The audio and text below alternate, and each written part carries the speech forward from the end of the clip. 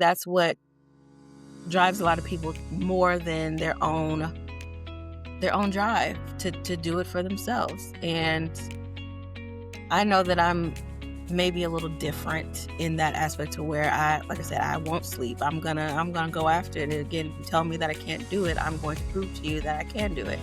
And I know everybody's not that way, but I would advise to those who are listening to get out of your own way. And if there's something that you really want, find the ways to do it.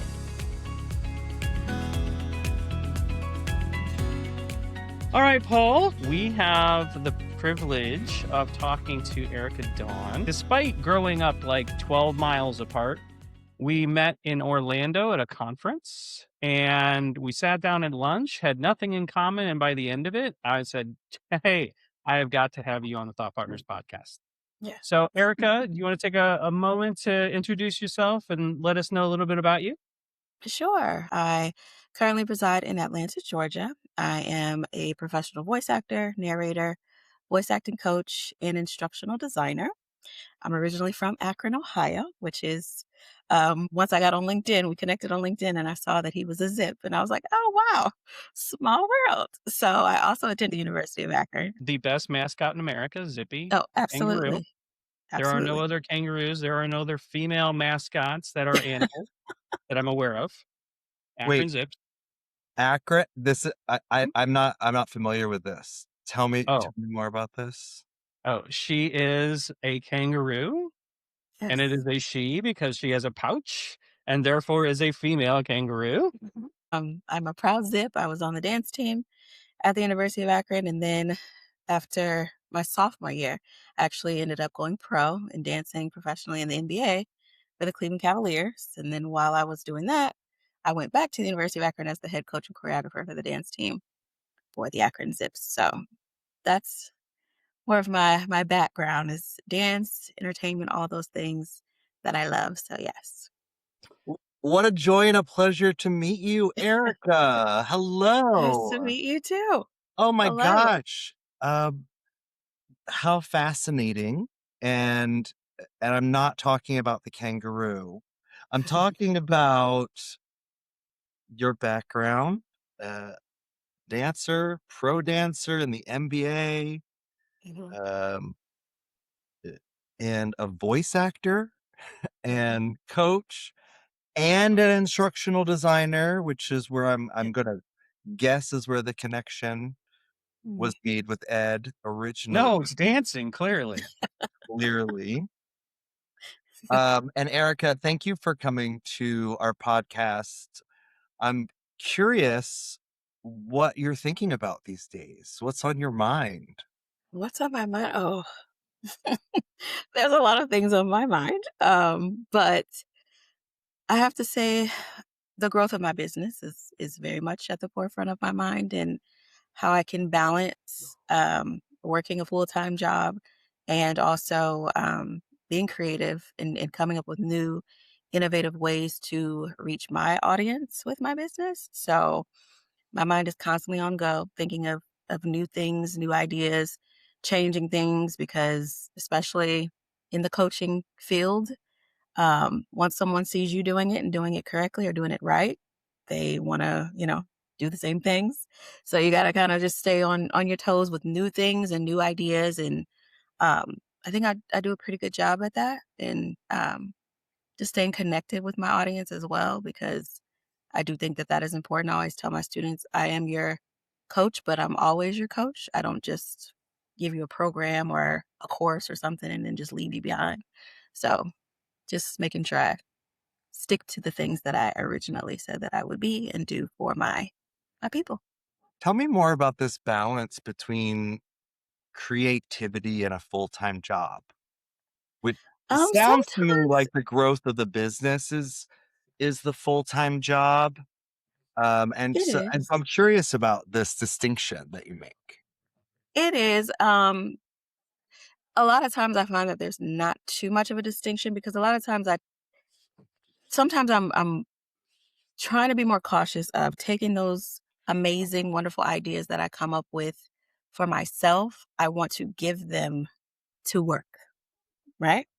Um, which is great. And of course they love that because I'm always, coming up with new ideas for their business as well. But finding that balance sometimes, I won't say that it's hard, but it definitely is something that I have to be more conscious of separating in my mind at times because I don't want to give all of my great grand ideas away, especially to a point where then I can't even use the ideas that I've come up with because I've then Hmm. given it to So another I think institution. I'm hearing a more clear distinction because when you talk about the full-time job, balancing the full-time job and your creativity, I think I'm hearing that there's a separation, that there's your growth of your business, which is sort of an extension of your creativity, and Mm, you have like a W-2 job. Is that what you're mhm, talking about? yeah, mhm, yeah. So my it's kind of an interesting story about how I got into instructional design, I but love I stories. work full time as an instructional designer, and then my business has now expanded or branched off into an ed tech instructional design company, and that all happened through voice acting, which we can get into later how that all led up to that. But seeing as though my business is rooted in the same industry as my 9 to 5 that I go to every single day, those same theories, those same practices, those same, um, I guess, job descriptor type of situations happen in both spaces. So I have to be very careful to not muddy the two, or again, take the ideas and things that I have that I come up with for my business, and then I'm giving them away to an institution that I'm working for, or a corporation that I'm working for, and then I've gotten so lost in time helping that area versus growing my business. So having to make sure that I am paying very close attention to giving attention to where the attention needs to be and vice versa. So even if there's things that are in my 9 to 5 that I'm finding, I have to be very conscious of making sure that I'm not stealing those ideas either, or taking those ideas and bringing them into my business, keeping everything separate because I don't want there to ever be any conflict Quite of interest or any situation where one is going to interfere with the other. So, yeah. So the thing that stands out to me the most about our time speaking together and really just kind of getting to know one another is when I think of you, I think of the word balance. And I think of you as someone who has so many of the things going on, but still manages to do all the things you want to do. So I don't know if you want to talk a little bit about that challenge and how you make that work, because I think that's something our listeners could really benefit from hearing. Yeah, it is challenging, and it's all about time and where you put your time and your focus into and being passionate about what you do. And if you don't have that passion for the things you do, you're not going to want to put in that extra time. I was just watching a video clip on Instagram with the actor director Robert Townsend was talking about, you know, in order for you to grow in whatever space, if you want to be an actor, you want to be a movie director, you want to be a writer, sure, you go to work every day. It doesn't matter where you work. Find something within that space that relates to your passion that will keep you motivated to where when you get off at 5 o'clock, you're eager and ready to go home and work on that project. You're not going home to watch a TV show. You're not going home to go to sleep, even though I love my naps now. I will say that I love a good nap, but Nap, but big you're nap not fan here. I'm on your side with naps. you're not going home to go to bed. You're not just going home to kick your feet up. Like, no, you've got business to take care of.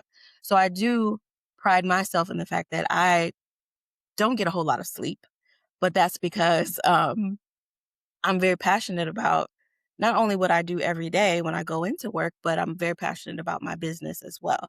So I have put in a lot of time. There have been days when I didn't sleep for 24 hours. You know what I mean? Because I had to build a course or I had to figure out how Facebook ads run because I didn't have the money to pay somebody to do it. So I had to figure out how to do it myself, but I had to put in that time.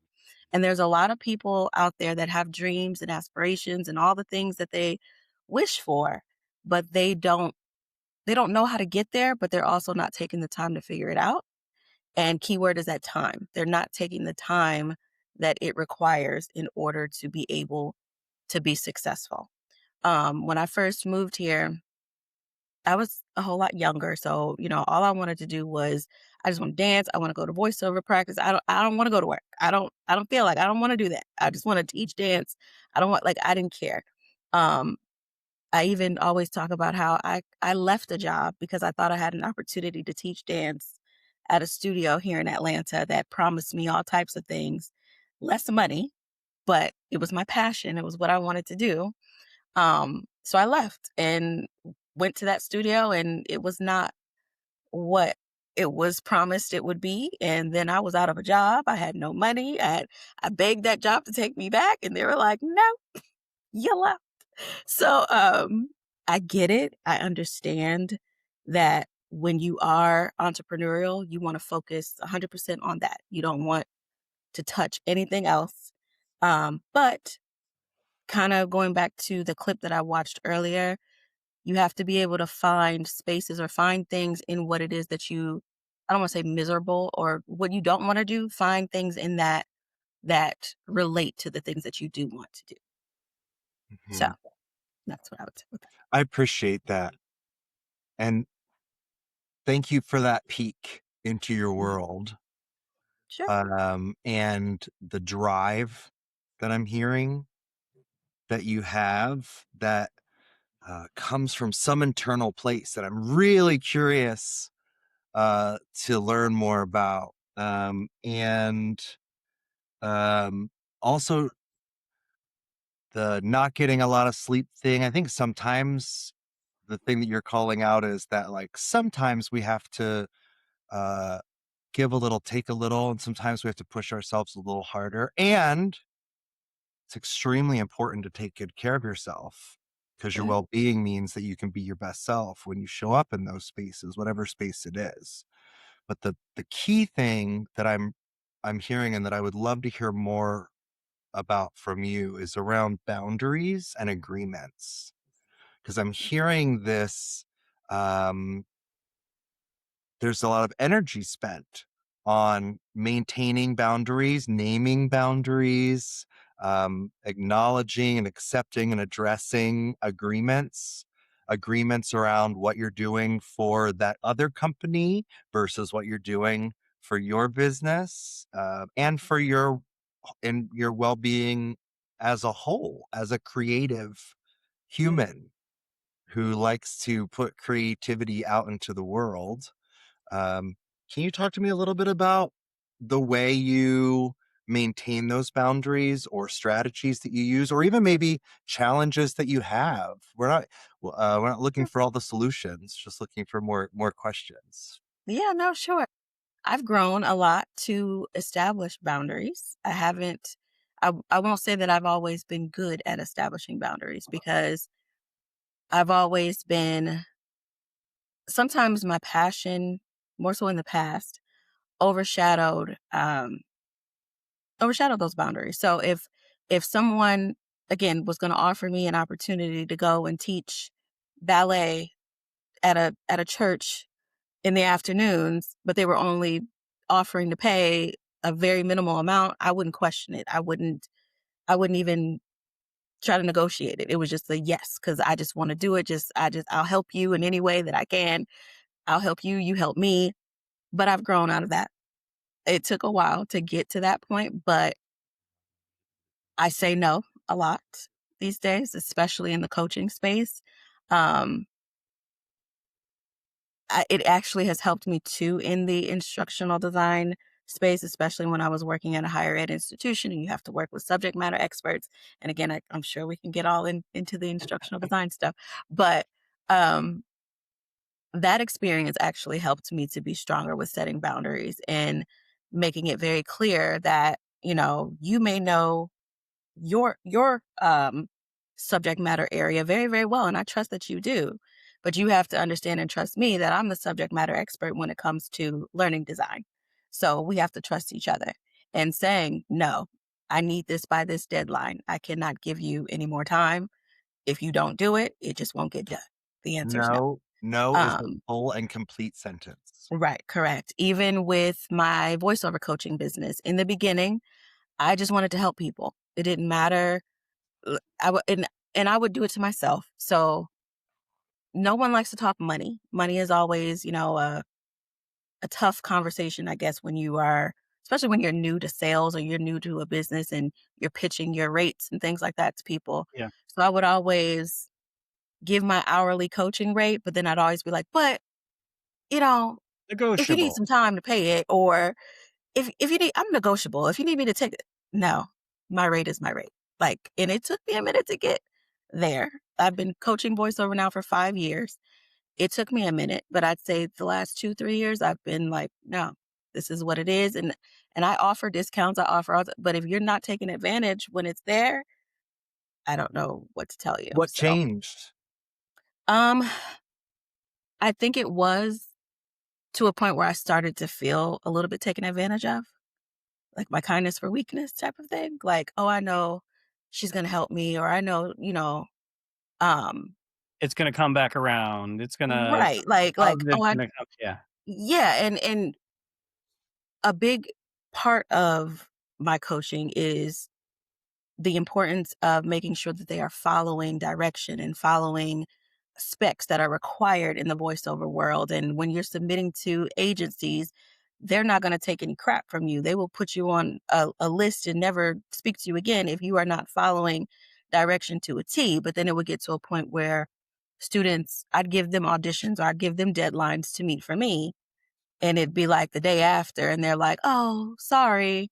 Can you still?" No, no, that's not how this works. So once I started to feel like, okay, I got to put my foot down. You guys are taking a little bit of advantage of my kindness. That's when that switched for me.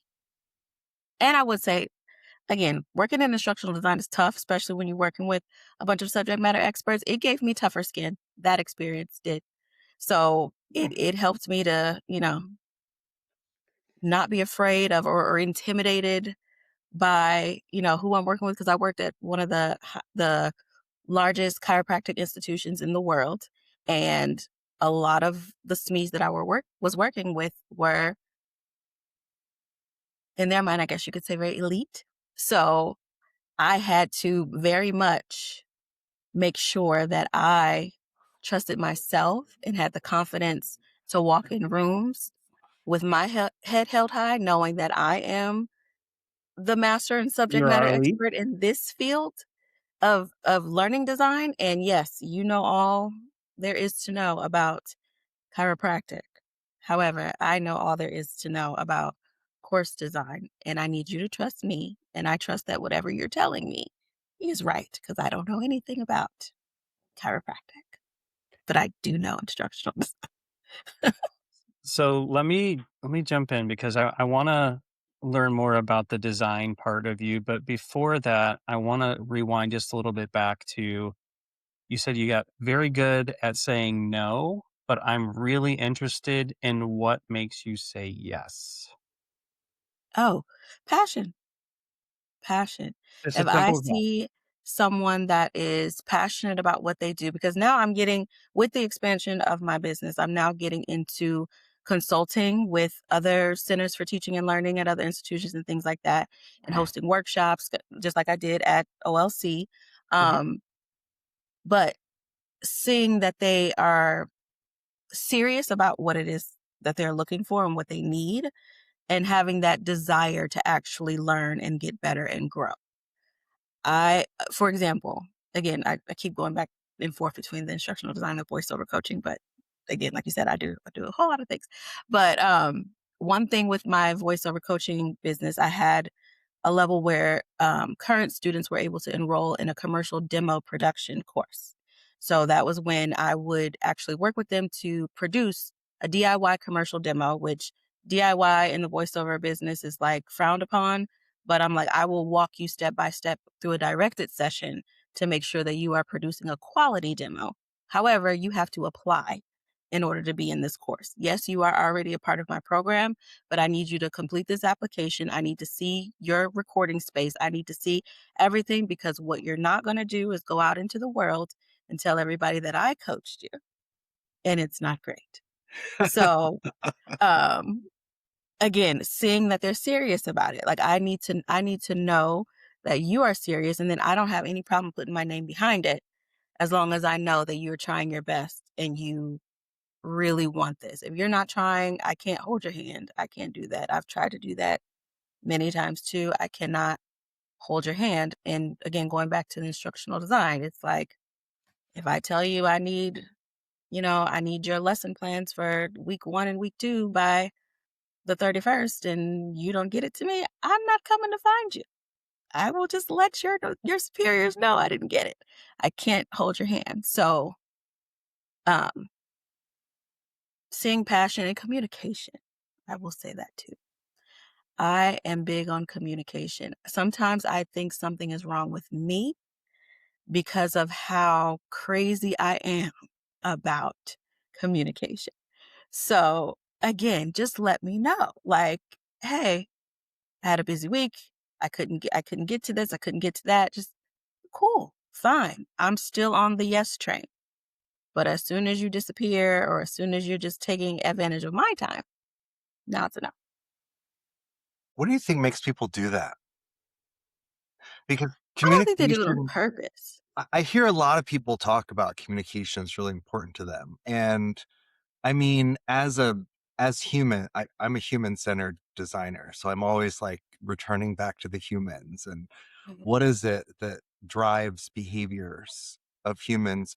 And and communication is there's so many different forms of communication. There's so many different ways that we communicate with each other as humans. We mhm, use words, all words are made up in all different kinds of languages. We use gestures, we use expressions, we there's all sorts of ways that we signal to each other some sort we apply some sort of meaning to something.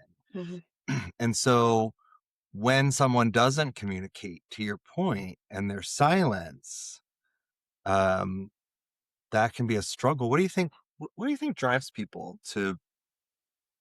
I don't think it's anything driving them. I saw a couple years ago because I say in the past 3 years, instead of coming up with a New Year's resolution, I've just come up with a word for the year that I want to like really focus on. And a few years ago, I said, I really want to, ease up a little bit on this whole demand of great communication. And I saw something that said communication is a gift. And I've been trying my best to hold on to that forever. For the past few years, every time I start to get a little irritated, I just repeat communication is a gift and not everybody has it and they don't know what to do. Like they just don't. And um, not to go too personal, but my ex, for example, you mentioned gestures and things like that. If I asked him a question, he would give me a thumbs up instead of verbally answering the question. And he would do that all the time. And I was patient for a while. And then one day I remember we were at the movies and I just lost it because he gave me a thumbs up. And I'm like, I will throw this popcorn all across the theater. If you don't speak and say a word. So yeah, but it's a gift and not everybody has it. Over the years, I've gone down the rabbit hole of watching all types of YouTube videos about communication and why people do and don't do what they do when it comes to it and learned about dismissive avoidance and all types of personality things that can contribute to reasons why people don't communicate I'm well. noticing it right here in this conversation because when you first said communication is a gift, I did not think of it as a gift that someone has or doesn't have, as Mhm, you then further clarified. I thought of it as it's a gift that one receives or decides to give. And when I was thinking about those folks who don't communicate, I was like, they're not gifting you with this information and mm, you're unable to receive the gift of information. And then when I was listening to you, I was fascinated by the fact that in this conversation about communication, there was also another way to think about mhm, communication as a gift. yeah, yeah, yeah. It could go both ways. Absolutely. And That's then fascinating. sometimes I try to just associate to my love language because words of affirmation is my love language. So I'm like, well, maybe it's because I just need to be affirmed in everything. So maybe that's why. I There don't you know. But go. There but you go. like I said, it got to a point. Words matter. So the thumbs Yeah. up thing, that's not words. No go. Yeah. Mm-mm, mm-mm, no. So yeah, I got to a point where I thought that I was the problem because I'm like, okay, maybe I'm just doing too much because nobody gets it. So it's me. I'm the problem. But yeah. Oh, that's such a coach perspective, Erica Dawn, to always look at the coach first and say, like, wait a minute, am I providing what I need to provide? I really appreciate that.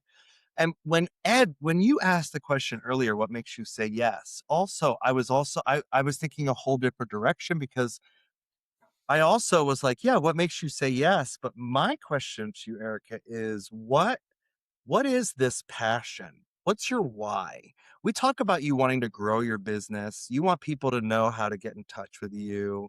You want to scale and develop and share your talents with the world. And one of the things that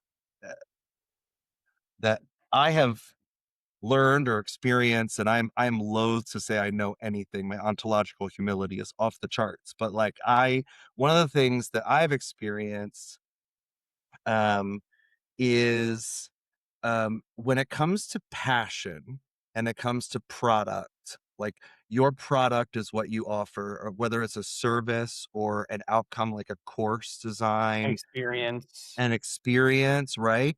And people don't buy what you sell, they buy why you sell it. And so I'm Mm. curious, what's your why? Where's that passion come from? Entrepreneur tells me there's something there about self-reliance Mm. and making your own way. Mhm. Yeah. And when you say it's not money, it's success, I'm really curious how you define that and how do you know when it's there? I kinda would go back to what did you say before that? Before your second value that you mentioned? Family self-reliance. Self-reliant. I think that is the answer to that because relying on myself to get to a certain goal and then reaching that goal gives me pride in myself. So, I think that is what pushes me and motivates me more, and then that equals success to me. I reached the goal. Um, Even if I don't make a dime, but somehow I was able to launch a course, but maybe I didn't get as many students enrolled as I planned or originally thought or originally hoped for, but I got one. So, okay, that's still success to me because I still was able to launch and I still was able to help somebody in the process. I never look at, when I run ads on Facebook, I never look at it as trying to get a return on money. I look at it as I'm paying for leads. So as long as I keep that thought in my mind, I'm never losing because I bring people in onto a free workshop that I host every month. Um, it's free, so it doesn't, keep anybody scared or afraid to get involved or come on. But everybody doesn't show up, and that's okay. Like 200 people may sign up, but I've got 200 leads.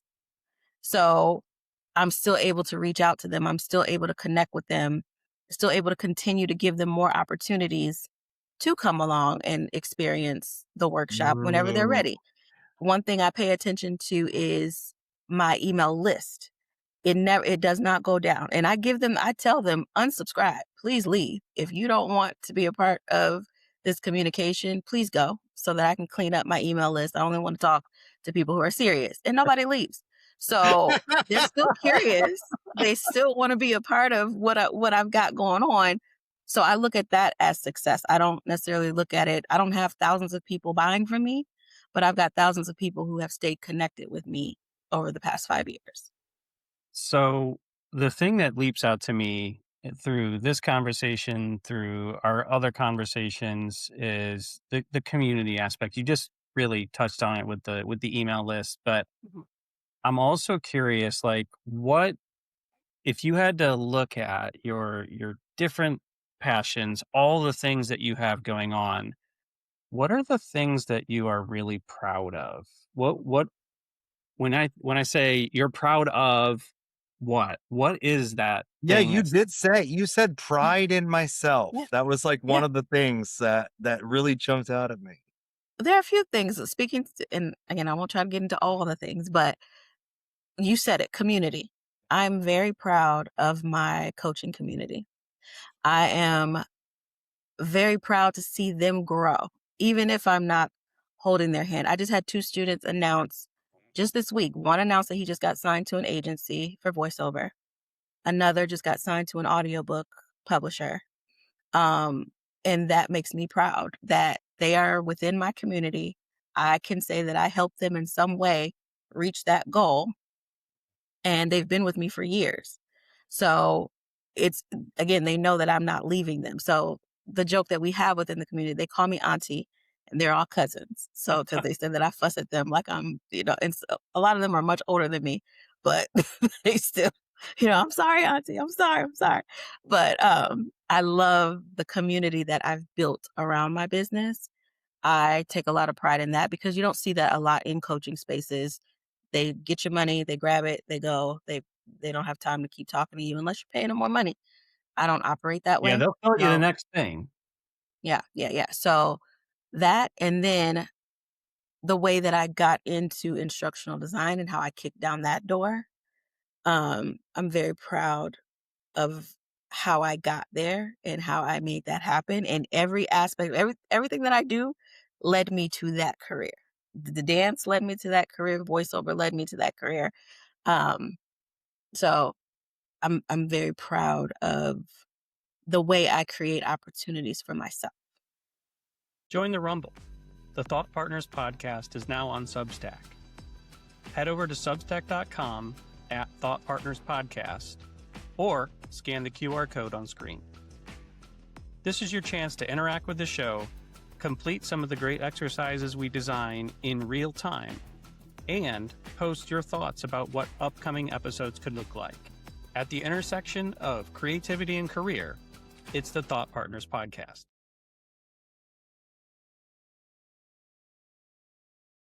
Well, you know the story we're going to ask you for next, right? Yeah, go for it. Well, you set it up there perfectly. You kick down the door. I did. Take us through that. So, of course, I'm a professional voice actor. So, with voice acting, I do commercial VO, I do audiobooks, which I'm very heavy into audiobooks at the moment. And then I was teaching dance at the same time. I only wanted to do things that fed my passion. But again, kind of going back to the conversation we said earlier, you still got to go to work. So I was like, well, how can I do both? So to keep my days free so that I could be able to go to the studio and I could be able to teach the little ones ballet and tap, I had to work overnight. So I worked as a night auditor in the hotel space. So I've worked at many different luxury hotels. I worked at the Crown Plaza Quaker Square back when I lived in Akron. That was my first hotel job.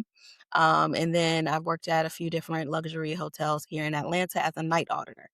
So I worked overnight so that I could be free during the day to be able to do what I love to do.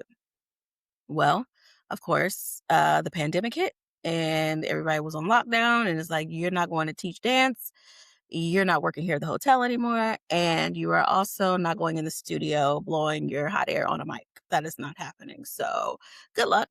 So I sat at home and I'm like, well, what am I going to do? I need to find some work. I don't know what I'm going to do.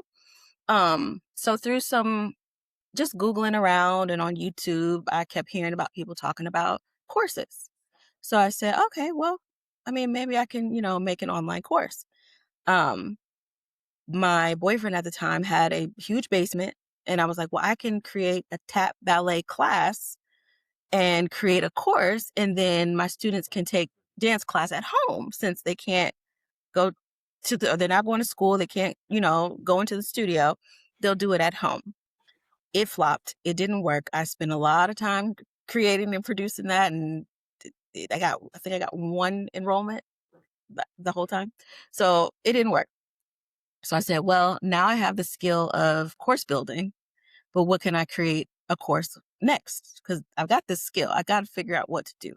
But again, going back to my passion, I'm like, it's got to be something that I'm passionate about that I'm going to stick with because if it's not, and then I do get a lot of customers, then what am I going to do? Because I'm not going to want to talk to them because I don't want to talk to you anymore. Like, like I made a mistake.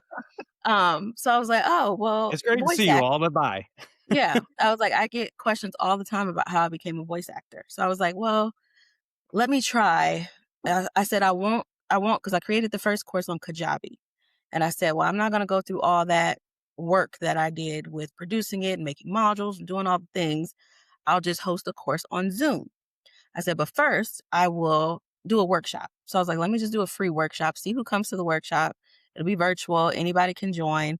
And then I'll offer them to come on this Zoom class that I'll teach every Saturday and teach them how to become voice actors. So I did that. I learned how to use StreamYard and I hosted a workshop and I got 6 students who enrolled in my voiceover course. So a win, right?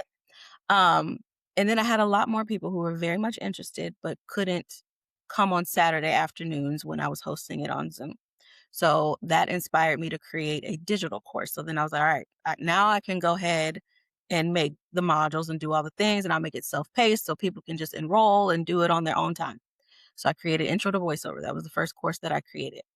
During that time, I also was still working as a voice actor. So again, my agency at the time wasn't sending auditions. They just act like everything just shut down. So didn't hear from them. So I had to, find a lot of freelance work as a voice actor. And one of my clients happened to be an instructional designer. And she hired me to narrate some e-learning content. And I don't know why. I still say this is God. I don't know why, but for some reason, we were on a call and she pulled up her storyboard for the content she was creating. And the way she had it laid out looked exactly the way I laid out things to plan my course.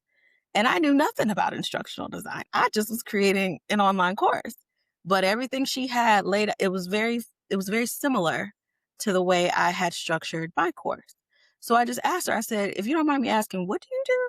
And she said, I'm an instructional designer for XYZ company. And immediately I was like, oh, I got to look into this instructional design stuff. Like, what is this? And I just fell in love with it, got obsessed with it. I didn't have the money at the time to jump into a certification program. So I begged my mom to pay for it. And she was like, all right, but you're not getting a Christmas gift this year. That's fine. Just get me in, just get me in this program because I need to learn this. I need to know more about it. Um, I joined a certification program where the instructor, she was the learning evangelist for Microsoft, which was a wonderful person to learn all the things from. Good start. Um, yeah, got my certification. I was very adamant though, because again, this goes back to my entrepreneurial thinking. I was like, they were like, you can create a course about anything, and we're just going to teach you all the theory about instructional design, teach you how to. So it could be about anything. It could be about making pizza, or it could be about making cookies. It doesn't matter. I'm like, no. If I'm going to invest in this program, it's going to be something that I that I can take somewhere and do something with it. So I was Yeah. like, no, I'm going to create a course that I can eventually then go and sell outside of here once I leave here. And I did just that. And that's where I created the it's not well, it is customizable, but it's a training solution called um, the art of selling with your voice, effective oral communication in sales, customer service, and hospitality. So I designed that program in that certification program, which was 4 years ago. Still working on it, still building it.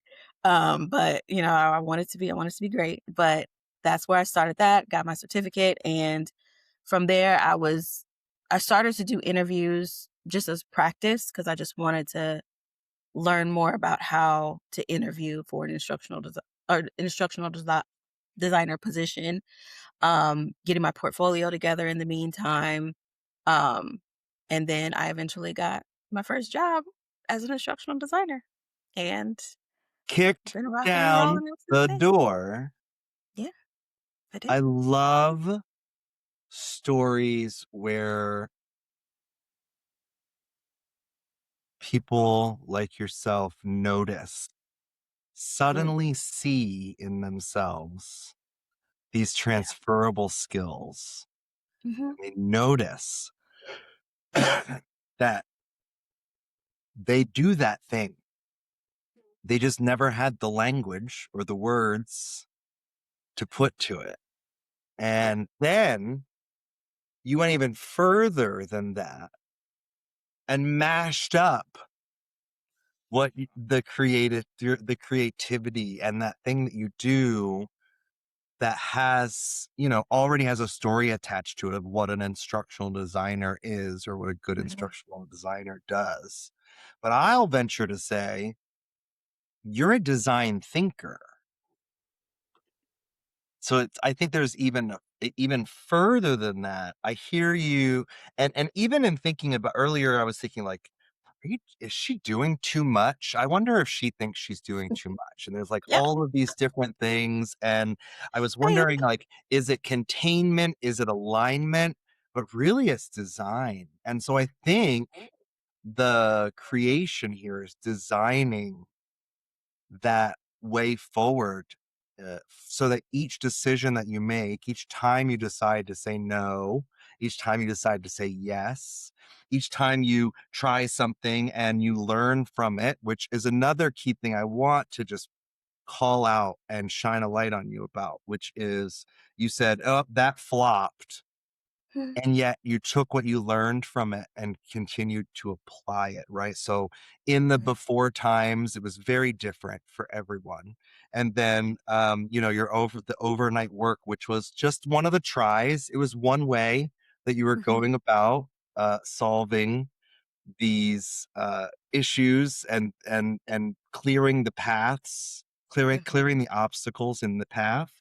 And then the online course that flopped, you learned from that and you continue to design around Mm. the obstacles in the pathway. And I just think it's Yeah, really fantastic.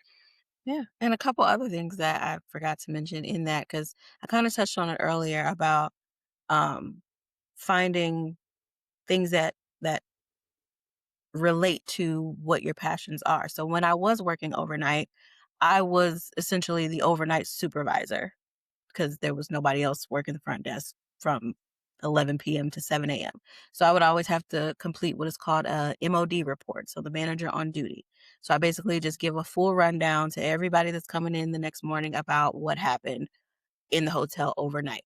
But I would always include at the end of those MOD reports some sort of, I guess you could say, tip that would improve certain areas of operation and what was happening, whether that be a training opportunity or hey, maybe instead of doing these boring recordings for wake up calls, maybe I can do it because I'm a professional voice actor. And oh, we never thought about that. Or oh, we never thought about he could be trained a little bit better on this. Do you mind writing that up? So now I'm getting into instructional things and training design, and now I'm creating an opportunity for myself even though I'm working at the Omni Hotel. I'm still feeding that passion to be an instructor in some area there. Same with when things did open up again, I went back to teaching at different schools in Metro Atlanta, but I was going in as an instructional coach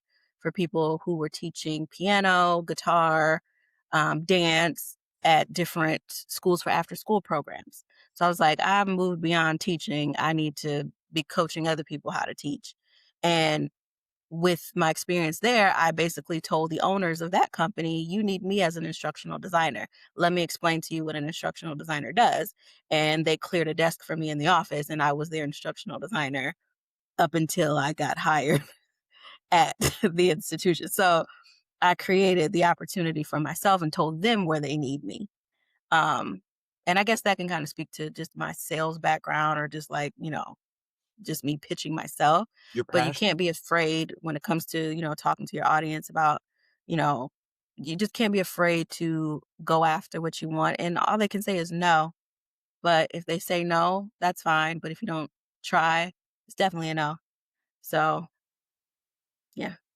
One of the things that Paul and I have talked about as we've explored guests and finding new voices and bringing people into this thought partnership kind of arena has been the idea that we can ask anyone to be a podcast guest, the worst thing that they can actually do is just not answer.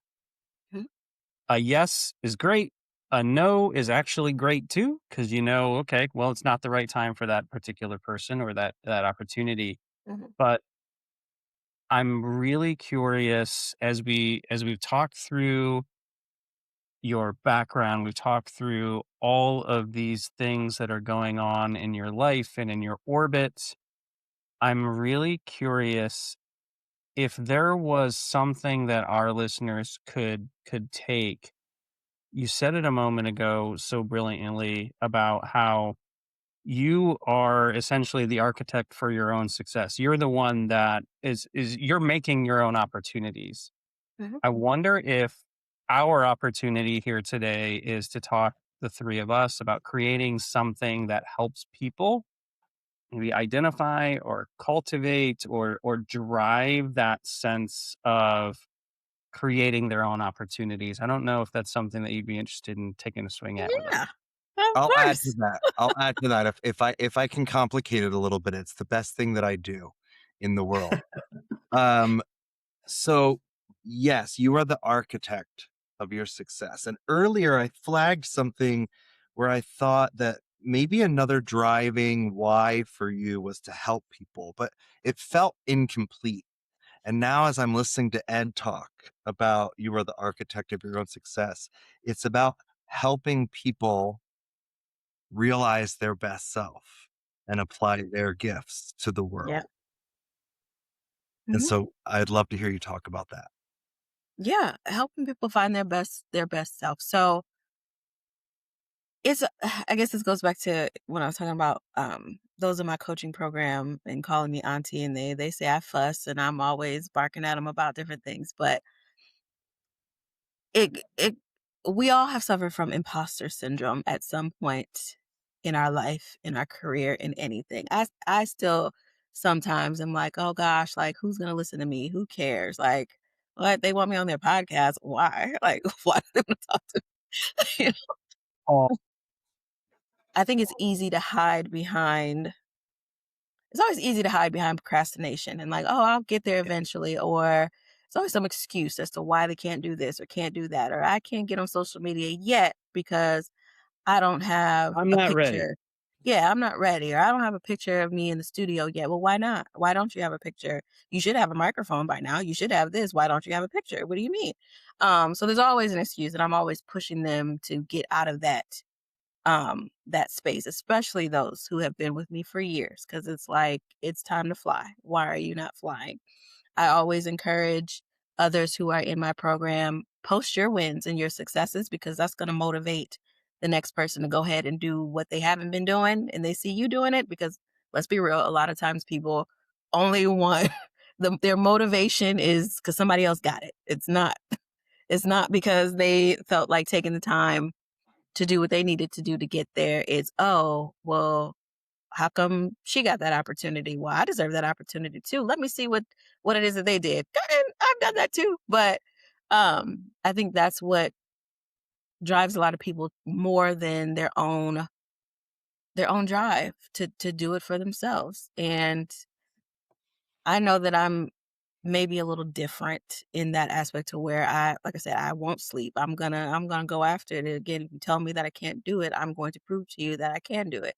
And I know everybody's not that way, but I would advise to those who are listening to get out of your own way. And if there's something that you really want, find the ways to do it. In my consulting with aspiring instructional designers, they're always shocked to hear when it comes to portfolio design. I'm like, it doesn't have to be that complicated. Like, you're making it harder than it has to be. But as long as you think it's complicated, that's just giving you more time and more reason to say why you're not doing it, The because it's story, hard. the story that they tell themselves Yeah, about. yeah. "Oh, I Yeah. don't know articulate like that," or "I don't have the program yet," or well, okay, so get a 30-day trial and screen record yourself going through the process of doing it and put it on your portfolio. It's not that deep. Um, but yeah, just getting out of your own way and finding different ways to just make things happen and kicking down your own doors. And I talked to Ed a little bit about when we were in Orlando about how I've tried to get into the podcasting space. I don't know all the ins and outs of how podcasting works and everything, but I had started an audio drama podcast that I produced myself. I wrote it, I produced it, I make the cover art for it, I do all the things, but I created that for myself. I did it all by myself and I just put it on my YouTube channel and just let it live I and would see what love to do happens that and with see what you. grows. I'm an actor, or I used to be an actor. I have my undergrad degree is in speech and theater. I would Yeah, love to do I that with might have to get you. you on a series. Let's do a play, or I'll be a special guest spot or That's why something. I might have to get you on. But I tell them like I created that myself. Like nobody came to me or I didn't have to audition for anything or I didn't have to ask permission. There's so many things now on the internet, online that are right at our fingertips where people can create anything and put it online and showcase what it is they do. You don't have to wait for permission these days for anything. Back when I first started my first online course, there was no there was no Opus Clip. There was no like all that stuff didn't exist. Like, but now it does. Like people can clip up and put things together Erica, I like love nothing. all the TikTok name wasn't dropping that you popular. do. What's it like to work with Auntie? What's it like? What would they expect? What's it like to work with you as the coach? I am an accountability coach. So I'm going to hold you accountable for what you say you want, what you say it is that you're reaching for. I'm going to hold you accountable, but I'm not going to hold your hand through every single thing. We're going to start together. I'm going to treat you like you don't know anything and I'm going to make sure that I am taking good care of you along the way, but you've got to want it more than I want it for you because that is also a flaw, I guess you could say something that I've struggled with is wanting it for others more than they want it for themselves and Oh, always trying to create opportunities for that's another thing that I've done in the past with my group. I've tried to create opportunities for them. And I'm like, hey guys, look, I came up with this great idea and you guys can act in it and you guys can narrate it and you guys can do this. And then they don't show up. And I'm like, why am I spending all this time coming up with all these great ideas for you and you're not showing up? So leading the horse to water. I Leading the horse to yeah, like, water. so Can't I'm an make it drink. accountability coach for sure. I'm going to hold you accountable, but I'm going to make sure that I'm giving you the real about things because I also keep it very real about everything. Um, but making sure that you are at least trying to aim towards your highest potential and where you can go and what you can do. I can't promise you the world. I can't get you hired. I can't do all those things. But if you follow the things that I'm giving you and the tips I'm giving, there should be no reason why it can't happen for you as long as you are committed to the process because there's always a process. Nothing is easy. And that's also a mistake a lot of people make. They think, well, because you could do it, I can do it. No, it's not that easy. You have to, there's steps that you have to take to get here. You can go around some things to get there a little faster, but you're still going to have to take some steps. You're not just going to be able to jump into voice acting. You're not just going to be able to jump into instructional design. There's so many, and Ed knows there's so many teachers wanting to transition into instructional design and things like that. And they just think, oh, well, I'm a school teacher. I, I know all the have my things. master's in ID. I can be an instructional designer, but they haven't touched a single thing to be on the practical side or haven't, it's like it's, there's so many, again, so many things at your fingertips. Even if you got to go to YouTube University, it's all there. Figure it out, find it out, and work it out. So, yeah, So I wanna go back to something you said earlier. It's time to fly. Why are you not flying? And as you're talking through this, I envision working with Auntie as being, I will teach you how to walk across the tightrope. I'm not going to walk with you across the tightrope, but I'm going to be the net. that is perfect. Yeah. And then I'm gonna fuss at you a little bit after I catch you. I'm I'm gonna tell you about yourself. I'm gonna I'm tell going you to tell about you, I yourself. told you not to do X, and Yes. here you found out why. Oh, you're gonna hear it. You're gonna hear it. Yes. But I will be there to catch you. Brilliant. Fascinating. I am tickled at the idea of folks listening and being a little bit scared to like reach out, right? Like, humans are reluctant to hold themselves to account, let alone Mhm. have someone help them hold themselves to account. Yeah. It's a powerful service. But everybody loves me too. Like, yeah, they know I'm tough, but they still show up there and they'll be in the comments on my workshops like, "Oh yeah, like she threw a shoe at me yesterday," or da, da, da. It's like, stop it. Like, relax. Like, okay. It's not that bad. But yeah, so it's fun. We're a fun community. I love again the bunch that we have and again I take pride in the fact that literally some of them have been with me since that very first course that I had on Zoom. We still communicate all the time. They're very active in the program. It's been That's 5 that years. underlying I think that's that underlying current, Erica, that really that you bring to it and it's that love, the passion for, like you said, sometimes you want it more than they do for them, or Mhm. you see the light that Yeah. they're emitting and you see the block from shining that light and um, that um, that want that you have for them to be their best selves, I think is Mhm. really compelling. So how can Thank you. people find you? You can find me at Erica Dawn Voices on all things like Instagram, Facebook. That is our community group or our coaching program. If you want to get in touch with me about how you can become a voice actor or you've been curious about it, you can email me at ericadawnvoices@gmail.com. I also have EDV Learning Solutions, which is the bigger part of my business, which is the EdTech and instructional design company where we do customized instructional design services, job aids, handbooks, things like that. And then again, I do consultations and workshops at well, I offer consultations and workshops for different institutions, for their centers for excellence in teaching and learning. At least that's what our department was called, but they're all kind of CETL, whatever you want to call them. And just do professional development workshops. So virtually or in person, just, I have a whole list of different titles of workshops that I do host.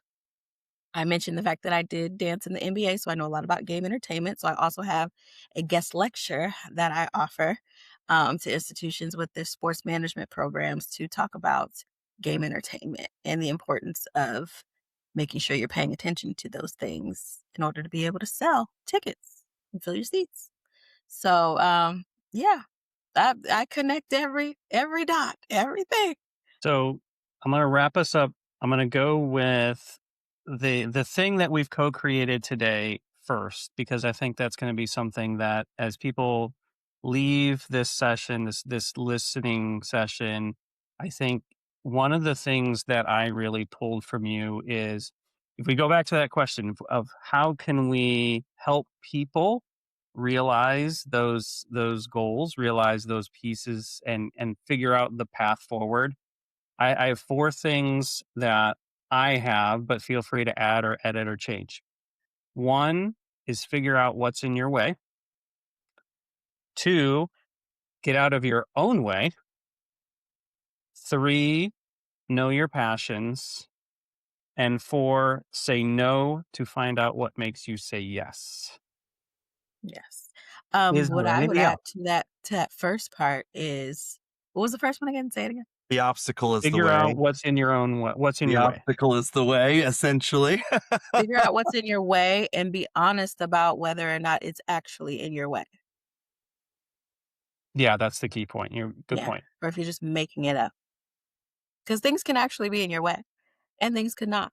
And you could just be making it up. And be honest about if you can't figure out what's in your way or find out what's in your way and you find that there's nothing, then what are you gonna do with that? Then you Fix reach it. out to a coach that I know named Erica, and she'll help you out. Yeah, I sure will. It was such a joy to meet you, Erica. Thank Thank you you. so much Thank for you. You joining us too. on the podcast. Thank you for I having me. learned and took away a lot. Thank you for that recap, Ed. I was I have one function, and it is to keep the podcast moving forward. The obstacle Thank is you the guys. way. Know thyself. Know is a full and complete sentence. I think those are Right. great takeaways. And we really appreciate the time and really appreciate your story and wish you the best Thank and you. look forward to uh, hearing about who was it? Latasha James connecting with you and doing something together. But in the meantime, please remember to take care of yourselves and each other. Thank you. You too.